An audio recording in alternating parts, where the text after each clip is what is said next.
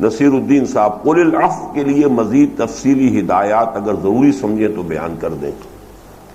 دیکھیے، جو چیز قرآن مجید نے مجمل رکھی ہے اور اس کو مجمل رکھنے ہی میں عافیت ہوتی ہے۔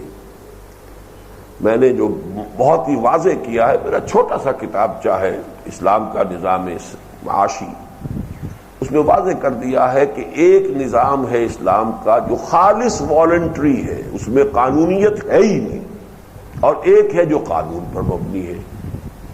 قانون پر مبنی نظام کے اندر حلال ذرائع سے کمانا، اور جو کچھ کمایا ہے اگر وہ نصاب سے آگے بڑھ گیا تو زکوٰۃ دے کر باقی کو آدمی ریٹین کرنا چاہے تو اس کو اس کا حق ہے، اپنے پاس جمع کرے اور اپنی اولاد کو منتقل کر دے۔ قانون اس کے اوپر قطعاً کوئی حرف زنی نہیں کرے گا۔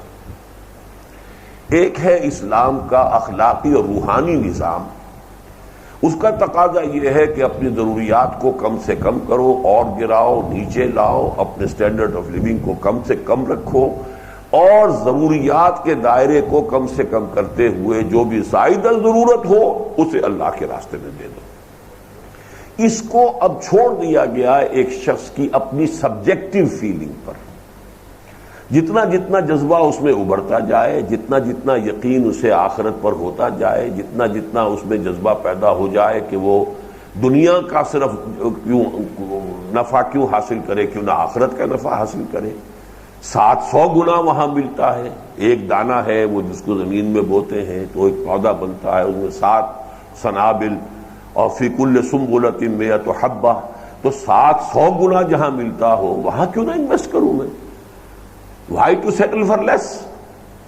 تو یہ پھر، لیکن یہ سب کچھ ہوگا والنٹری۔ اور میں نے شاید کہیں ابھی حال ہی میں کہا ہے کہ حضور کی سیرت مطہرہ میں جو بہت سے پہلو ایسے ہوتے ہیں کہ جن میں آدمی بھوچکا رہ جاتا ہے کہ واقعتاً جیسے کہ کوئی انسان بہت اونچی کسی لاٹ کو دیکھ رہا ہو اور اپنی ٹوپی گرنے کا اندیشہ ہو، اس طرح کی کیفیات ہوتی ہیں۔ جن ایسپیکٹ سے ان میں سے ایک یہ بھی ہے کہ آپ نے انتہائی اہم انقلابی جد و جہد میں بھی اس معاملے میں کہیں جبر کا پہلو نہیں آنے دیا۔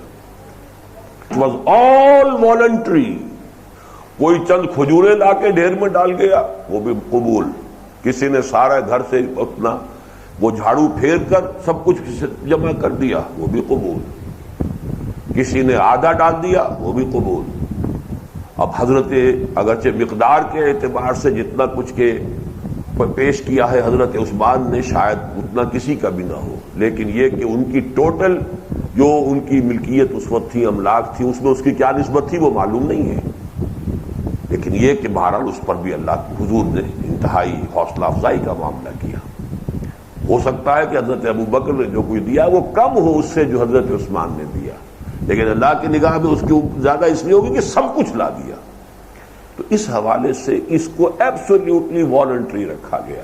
زکوٰۃ عشر جو بھی ہے، خراج جو بعد میں ہوا وہ تو لازماً لیا جائے گا، اس سے جو بھی ہیو ناٹس ہیں ان کی کفالت کا بندوبست کیا جائے گا۔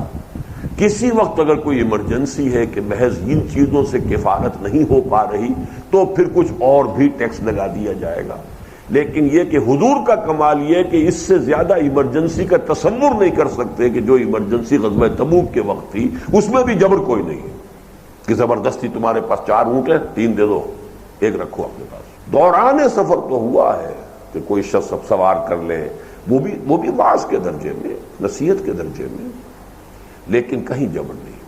اس لیے اس میں قل العفو جو ہے یہ سارا کا سارا انسان کے اپنے جذبہ ایمانی، اپنے یقین، آخرت کی کتنی ترجیح ہے دنیا کے مقابلے میں۔ کلا بل تؤثرون الحیات الدنیا، تم تو آخرت کی، تم دنیا کی زندگی کو ترجیح دیتے، بل تؤثرون الحیات الدنیا والآخرۃ خیر وابقیٰ۔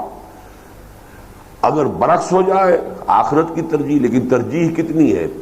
50-51 کا فرق ہے، یا ترجیح ہو چکی ہے کہ 90 وہ آپ کے ذہن پر ہے اور 10 اب یہ رہ گیا ہے۔ یہ سارا آپ کا انٹرنل معاملہ، ہر شخص کا اپنا اندرونی معاملہ ہے، اور اس میں چھوڑ دیا گیا اپنے اسی اندرونی معاملے میں۔ بلکہ اس کے برعکس بھی یہ کیفیات ملتی ہے کہ ایک صحابی نے کہا میں اپنی ساری جائیداد، سب کچھ، سارا مال دے دینا چاہتا ہوں اللہ کی راہ میں، نہ اس وقت وہ ایمرجنسی والی بات تھی. حضرت طلحہ انصاری تھے رضی اللہ تعالیٰ عنہ. حضور نے فرمایا کہ نہیں، ٹھیک نہیں ہے یہ بات کہ تم اپنے وارثوں کو فقیر بنا کر چھوڑ جاؤ. انہوں نے عرض کیا اچھا حضور پھر میں آدھا سارا دے دیتا ہوں، آدھا میرے وارثوں کے لیے رہ جائے. فرمایا نہیں، یہ بھی بہت زیادہ ہے. انہوں نے عرض کیا تہائی کے ہاں تہائی ٹھیک ہے، اور فرمایا الثلث کثیر، تہائی بھی بہت ہے.